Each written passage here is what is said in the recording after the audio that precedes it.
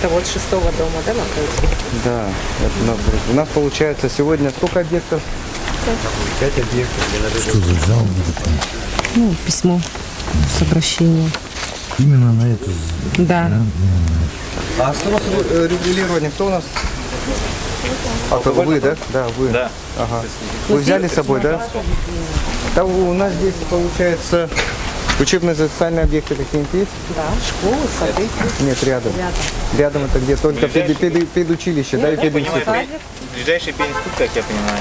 А садик? Какой садик? Рядом нет такого. Я точно не скажу. Ну, насколько я знаю. Ну, педучилище. Да. Их проверяли, только где-то в феврале АЛАС проверяли с алкоголь-контролем. Там не выявлено. Здесь рядом обособлена зона нет. Люди, зная о том, что у них имеется нарушение, просто очень хорошая выгода, я так понимаю, продавать не спиртные, ну, пивные напитки. Соответственно, они вот и реализуют нарушение вот этих требований. Ну, то есть, грубо говоря, мы видим магазин, да? Они его оборудуют под пив-бар, при этом прикрывается общепитной точкой. Да, конечно, они получается, тот же самый магазин, они меняют документы, ставят в акведе общепит, устанавливают 2 столика, может быть, туалет установят, и это будет уже общественное питание. Ну, что такое общественное питание? Общественное питание есть обязательные требования, которые должны соблюдаться. Ну, наверное, пройдемте, да, уже? Они тебя ввели.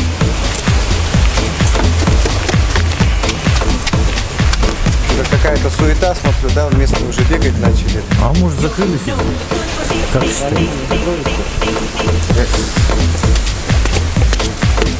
Ничего себе, пятницу, субботу до 2 ночи. Вот, ребята, приходите.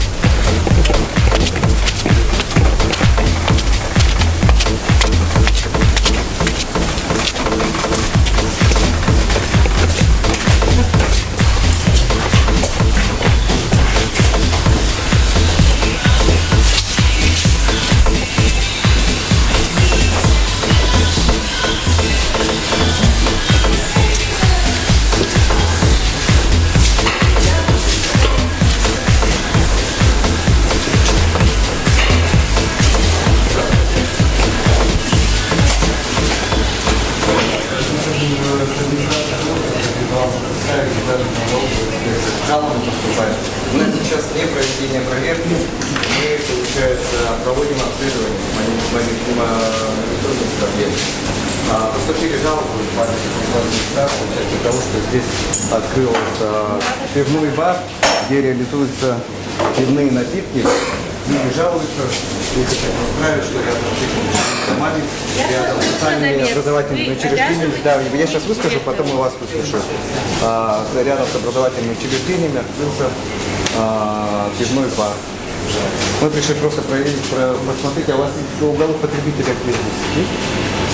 Чтобы мы как могли посмотреть, кто здесь осуществляет предпринимательскую деятельность.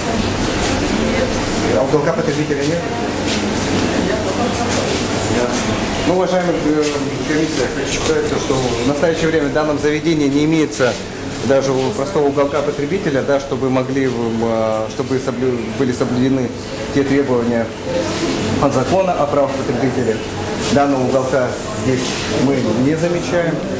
Также у нас реализуются на развес холодные закуски. Вы можете сопроводительные документы нам показать, что данные закуски, что документы, ну, то есть не представляют угрозу жизни людей и здоровья данный продукт? Спасибо. Я простой продавец, так что все вопросы не ко мне. Ну, также у нас как со стороны налоговой нарушения выявили, да? Контрольно-кассовая техника применяется, но есть претензии по поводу обязательных реквизитов, которые должен содержать кассовый чек, выдаваемый при осуществлении расчетов. То есть не кассового аппарата нет? Кассовый аппарат есть, но нарушен порядок и условия применения контрольно-кассовой техники. А в данном условии какой кассовый должен быть порядок? В данном случае должна применяться контрольно-кассовая техника. Контрольно-кассовая техника применяется. Законодательство о применении контрольно-кассовой техники состоит из федерального закона 54 ФЗ о применении контрольно-кассовой техники при осуществлении наличных денежных расчетов и принятых соответственно с ним нормативно-правовых актов. Есть статья 4.7 этого федерального закона. Она называется «Требования к кассовому чеку».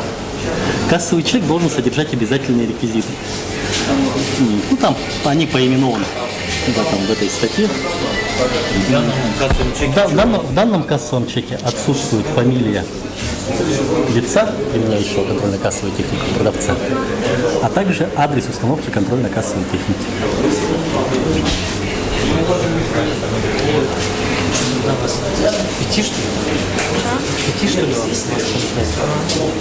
Сегодня, да, получается, в комиссию приглашены в качестве специалистов, то есть приглашены на осмотр и так далее, для конкретного разъяснения нарушений, которые могут быть выявлены визуально.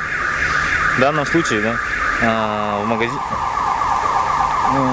в объекте общественного питания, который у нас называется «Заправка», который мы только что осмотрели вместе с сотрудниками, вместе с участниками комиссии, не скажу то, что выявлен ряд нарушений, но как минимум есть вопросы. В частности, то, что каждый субъект в Российской Федерации, который у нас осуществляет деятельность по продаже, розничной продаже алкогольной продукции, в том числе пива, в том числе при оказании услуг общественного питания, должен быть в обязательном порядке подключен к единой системе ЕГАИС. Как работает у нас единая система ЕГАИС? Да? Это необходимое требование, федеральное требование, которое закреплено у нас федеральным законом 171, где конкретно указано то, что получается все движение алкогольной продукции, начиная от производства, заканчивая поставкой до розницы, то есть до окончательного потребителя, она фиксируется, и в том числе пиво. В данном же случае у нас есть вопросы, в частности, подключения данных субъектов к единой государственной системе ЕГАИС. Необходимо это, я считаю, перепроверить. Помимо этого, также по требованию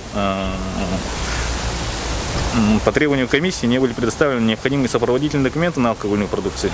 Сопроводительные документы на алкогольную продукцию, они должны храниться вместе с алкогольной продукцией. То есть при наличии каких-то вопросов у покупателей, они имеют право спросить о наличии сопроводительных документов, и их должны предоставить. То есть тем самым продавцы показывают то, что алкогольная продукция у них находится в легальном производстве. Это требование также касается и пива. А смотрите, в данном случае, получается, если не предъявили, то в этом... В данном случае, как вам разъяснялось ранее, да, то, что у нас здесь идет не внеплановая проверка. Внеплановая проверка, требование, оно достаточно ультимативное. Предоставьте сейчас же, прямо сейчас. Если не предоставляют, то это, соответственно, нарушение. В данном случае они не предоставили, и это уже наводит на определенные мысли. И что будет по отношению к ним? По окончанию, да, получается, осмотра сегодняшних наших проверочных мероприятий будут направлены письма на проведение внеплановых проверок, которые должны быть согласованы с прокуратурой. При согласовании с прокуратурой данных проверок они направляются конкретно участникам комиссии в налоговую, в Роспотребнадзор и, соответственно, к нам. В данном случае, да, нам будет, я сейчас точно не скажу, но, скорее всего, как я это предполагаю, будет направлено письмо, где будет конкретно указано требование прокурора.